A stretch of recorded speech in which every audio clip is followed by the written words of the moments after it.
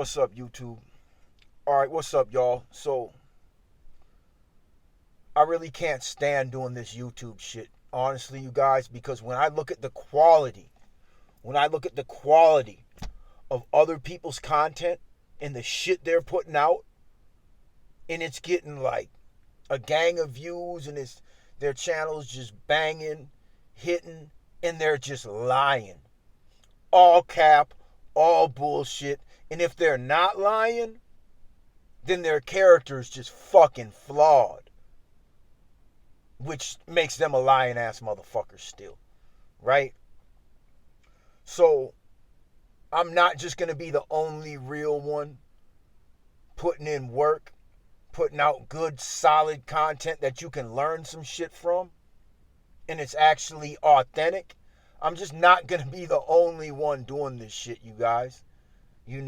I just started my own roofing company, construction company.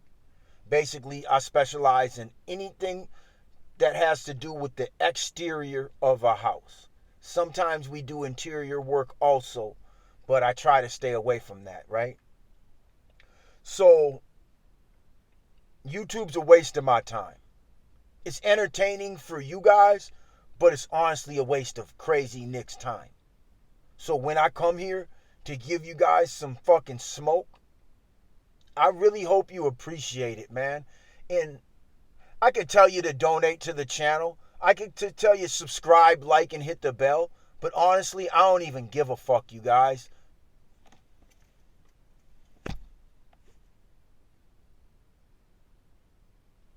There goes my battery hitting low.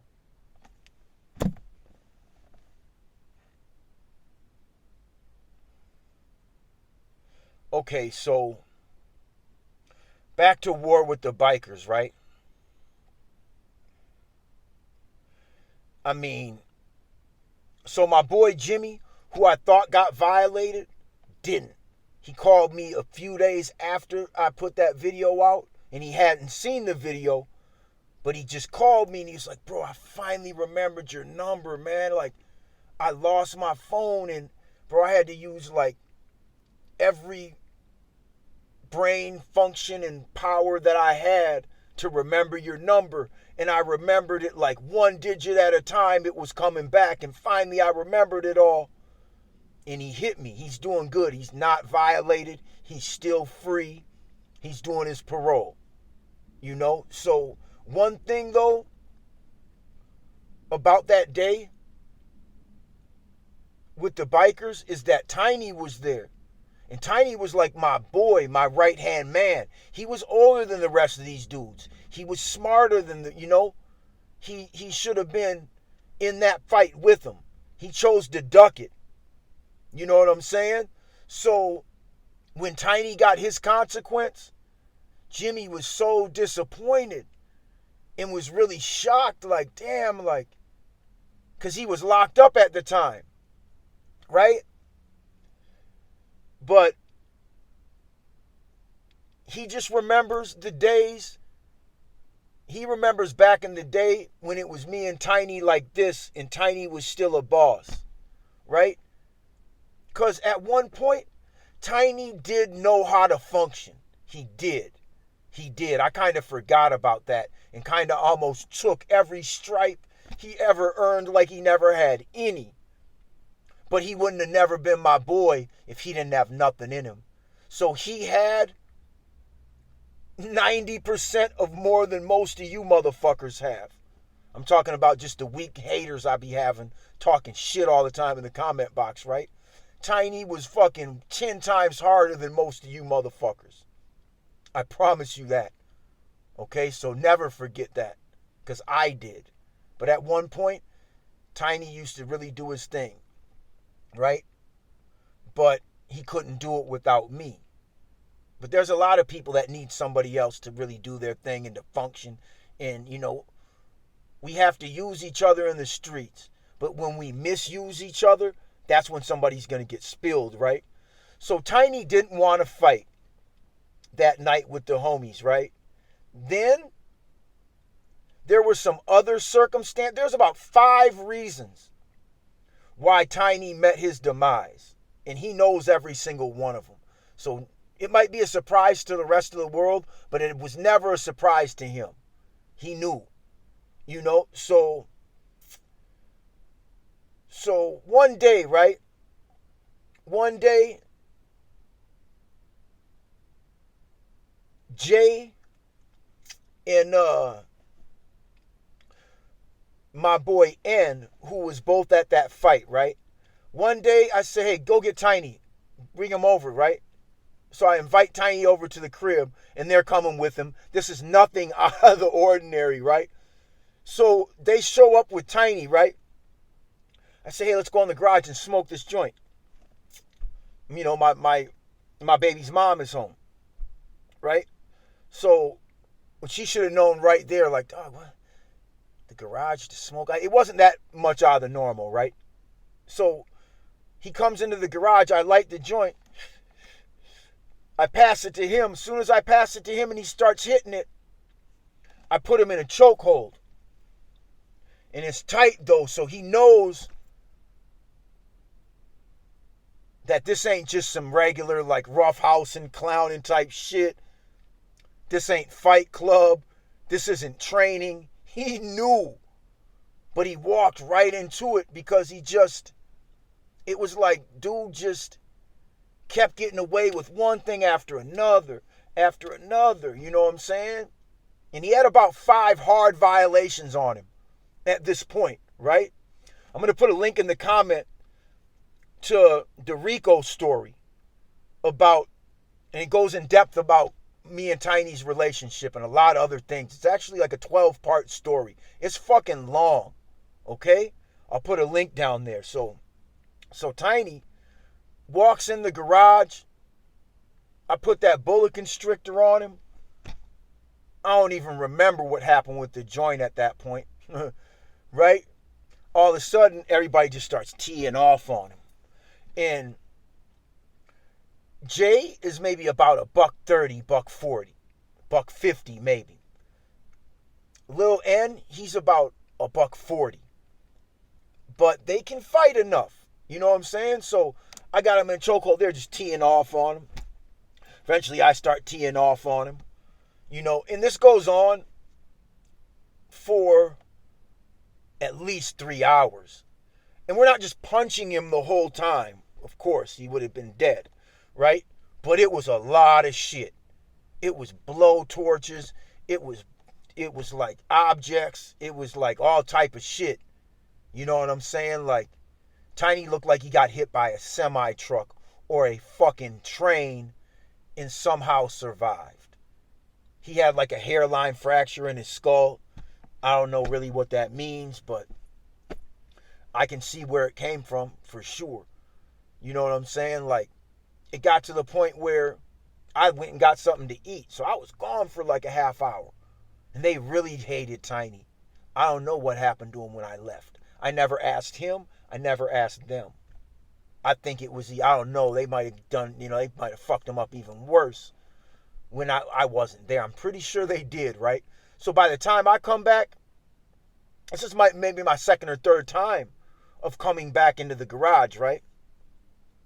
And they had him gagged like around, because when you gag somebody, you can't just duct tape their mouth. That shit does not work. They start sweating and it comes right off. So you have to duct tape them all the way around their head and like where you're like gagging their mouth open, you know? And that'll shut them up. But you do not just gag people like in the movies with a piece of duct tape. That's how I know. Like, a lot of y'all really don't know what's up and how shit goes and what you really have to do. This isn't fucking Netflix, motherfucker. This ain't Amazon Prime where, like, this ain't your bullshit movie fucking script, man. This is the real thing, right? So, I come back in the garage, and Tiny's nose is just all full of blood, snot, all kinds of shit. You know what I'm saying? He can't breathe out of his nose. They're about to kill him. So I come back, and I see he's about to suffocate. He's like struggling. He's struggling like for air, like I can just see it. You know what I'm saying? So I'm like, oh. So I run over, and I cut the gag off. And I said, shut the fuck up, and it won't go back on. And he took everything from there on out without making very much noise. You know what I'm saying? As little as he could. He knew to shut the fuck up. He didn't want that gag back on. So I cut the gag off him so he didn't die on accident, because the plan wasn't to kill Tiny. Just to punish him. You know? So I cut the gag off him, and he just started gasping for air. He was just so glad. He always told me, like, bro, you saved my life. He never said exactly what I did to save his life or exactly at what moment, but he knew if I left him in the hands of them, he was dead as fuck times 10, and he knew it. He knew I was the only thing that called this on him, but he knew I was the only thing that could save him also, man. And I did. I spared Tiny, right?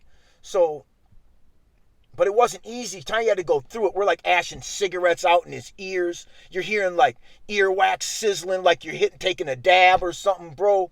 You don't know nothing about that, little homie. I promise you. You know? Yeah.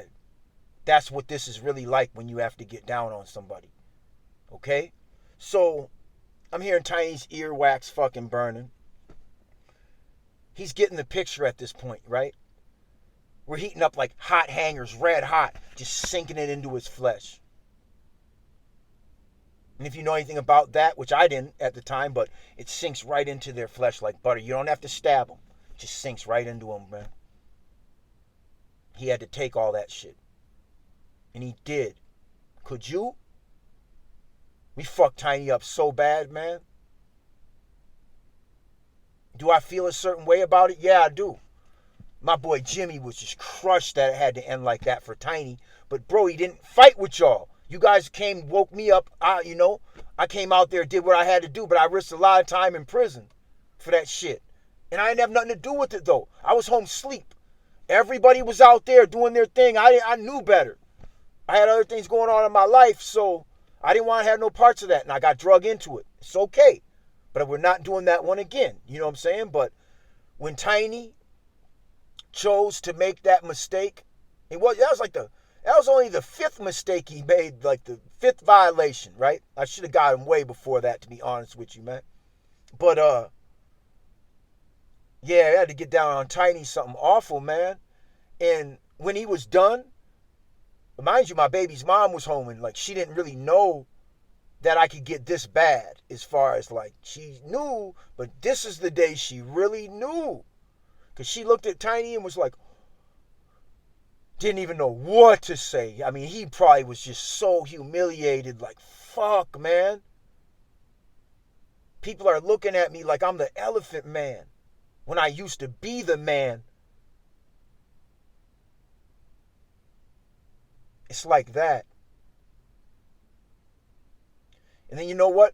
When he showed up that day, he was wearing like some fucking, man, he was wearing like a tank top with like, you know what like 1970s basketball shorts look like, where they came like up to, what the fuck are you doing showing up to my, bro, I don't know what he was going through at that point in his life, but he was like getting drug addicted and just doing goofball shit and just turning into a piece of shit basically, right? So, just the way he was dressed that day, though, I was like, I should have beat your ass. Not the way we did for looking like that, but you even come around me looking like that, bro, I should fuck you up. I don't know if he like thought it was like funny to look like, dressed like half a goofball and shit. Or I don't know what he was thinking at that time. Yeah, he's kind of falling off, man. Them drugs, man. Fucking drugs. It was like the beginning. Now, he was into his drug addiction by now. I just probably didn't even realize it, but I don't know what the fuck was wrong with you, Tiny. If you ever see this, bro, you already know, man, like, I had to do that to you, bro. Yeah, I feel a little bad about it, but I'd have felt way worse if I'd have let you slide. I can sleep at night just fine, dog. But if I'd have let you slide over that shit, I don't think I'd have been sleeping very good, man. I'd still probably be looking for your ass, bro. And you know, we've seen each other since then. It ain't been no thing. We've probably even done business, bro. We've trusted each other since the day that I had to spare your life. And he's always like, man, you saved my life. Tiny wasn't never really scared to come around me again. He's crazy, like, a lot harder than you motherfuckers. Like, I don't even think that deterred him much. He just knew, he couldn't fucking play no more games. It changed our relationship no matter what, but he didn't duck me. He still, because he knew after all that, I was still a loyal motherfucker. And I still gave him a chance after that. You know? Shouldn't have. It never really went horrible, but it never really went good either. You know, but my boy Trey, tell him in the comments how Tiny looked. When I didn't even know that you guys came and picked him up until I talked to you recently, right? There's a lot of things I didn't know, right? And I don't care. But I didn't know that you guys were the first ones to see him after he got knocked off his throne. So Tiny got in the car and he was wearing some sunglasses. I think I gave him the glasses because I'm like, you're not walking outside looking like that. I gave him a whole new outfit. I was like, nigga, go take a shower and clean yourself up. He left with like a nice Adidas fucking jumpsuit. You know what I'm saying? Some new shoes. I mean, nigga, you came over, got beat half to death and left out better off than you came in, man. I'm not even kidding. Say I'm lying. You know? So, yeah, I was disappointed. But I'd have been way more disappointed in myself if I'd have let you get away with that shit. You already know, bro. We don't got to go into that, man. You know? But Trey was like, yo, let me see. He took the glasses off Tiny's face. He said when he reached for the glass, he said, Tiny was like, ah. It was like, he said, and then he grabbed the glasses off his face. He said, oh, man, bro, put them glasses back on. He had to have been stunned how Tiny looked, too. I don't think he knew that could happen to Tiny. But tell them in the comments, Trey, what you saw that day. I don't get, go ahead, shit. But, yeah. And I never knew how Tiny left out that day. I forgot, bro. I know I didn't just throw him out the house half dead. I forgot how I arranged for him to leave. But it wasn't like right when he got out the shower, I just threw him out the crib. We might even finish that joint that we started. You know what I'm saying? Like, I still had some compassion for the dude. But he wasn't going to be just getting away with bullshit. So, yeah, man, that was what happened to Tiny, man. And that was like the beginning of the end of our friendship, To this day, how do I feel? I don't. Put it like that,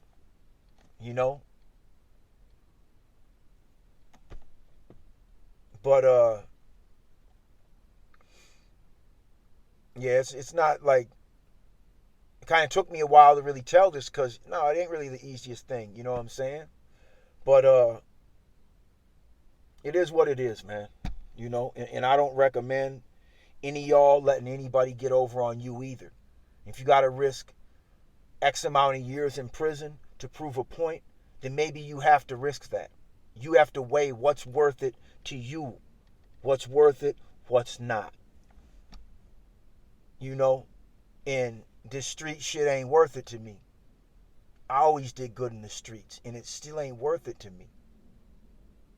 So what does that tell you your odds are? I started my own company, man. I'm going to end up making about $200,000 a year. But just because my company makes $200,000, that doesn't mean that's what I'm going to pay myself as a salary. See, I'm a smart motherfucker. My business might bring in $10,000, $20,000 a month, but I'm only going to pay myself X amount of dollars. The rest is going to stay in that business.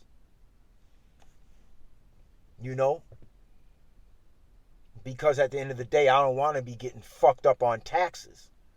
and end up just having to pay in a bunch anyway. So there's a certain way you have to do shit. It's totally legal. You just have to set up all your shit the right way. You have to have financial advisors, things of that nature. I will explain all this to you before I exit the YouTube world. I will give you every fucking piece that you need to do the same thing. And I'm telling you, it is not that difficult. But you can't do it in every state in the country. You might have to move. You may have to take a leap of faith and believe in yourself. If you feel like you're in a situation where you want more, one thing I always tell myself is, yeah, things are good, but they could be a whole lot better. You know? Then the flip side of that coin is hey, I'm already up. Anything else is just extra. And those are two mentalities that I struggle with. You know, the glass, whether it's when it's, is it half empty or is it half full? That's what I struggle with. That threshold of like, what's good enough, what's not, when is it enough? Is it ever going to be enough? It's never good enough. It always could be better. Or else shit, man. Things are good right now. I'm already up. Everything else is extra. Those are two different philosophies, mentalities, ideologies, whatever the fuck you want to call them. You know? So, I don't know, man. But this street shit is always going to lead to your friends crossing you. It's always going to lead to somebody getting their blood spilled. It's always going to lead to like violence and torment and torture and murder, chaos. You know? There's no way to control the beast, man. I just was smart enough to walk off and walk away. You know? I got gunned down when I walked away. This ain't my first time starting a company. This is my second time. I had such good friends the first time that when I left the street, they set me the fuck up when they saw that I was on my way to success, doing my thing, and I didn't need nothing in the streets no more to function. I didn't need nobody else. Soon as that happened, motherfuckers just turned on me. Not everybody, but it only takes one person. Only takes one person with a little bit of power to turn on you and get you fucked up. It don't take everybody, you guys. It only takes one motherfucker. So I'm going to tell you in the next story about how I got gunned down in an attempted robbery, what it was about. Obviously, I'm not going to tell you who did it, but I'm going to break that shit down to you motherfuckers. Because that was the ultimate act, the ultimate event in my life that said, you know what, crazy? You don't owe the streets nothing, bro. You don't owe the streets nothing, bro. After what just went down, the way it went down, now you can walk away. It was worth getting shot to be able to just walk away and have a reason.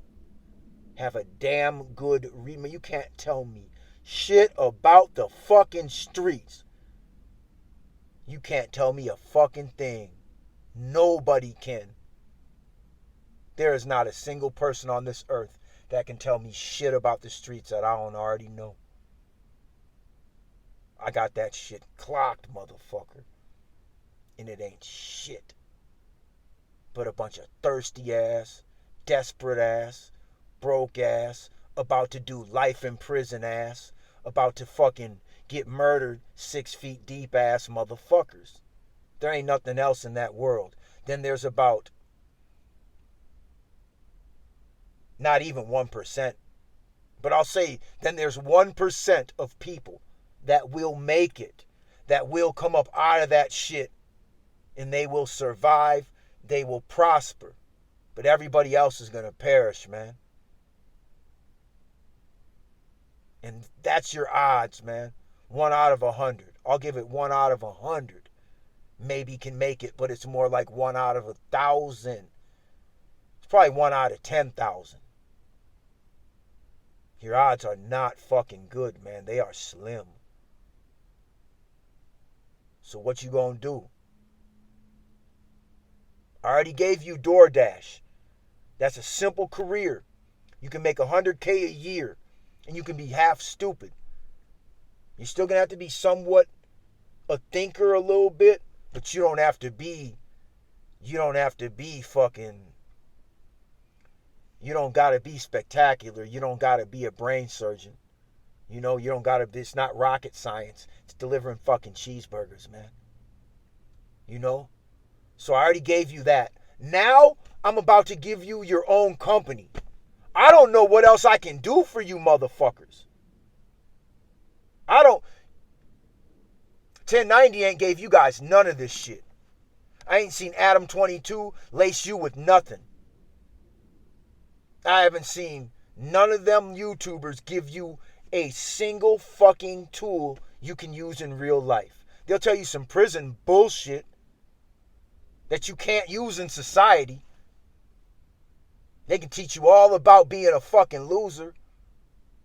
Can't teach you shit about a career though. But that's who you listen to.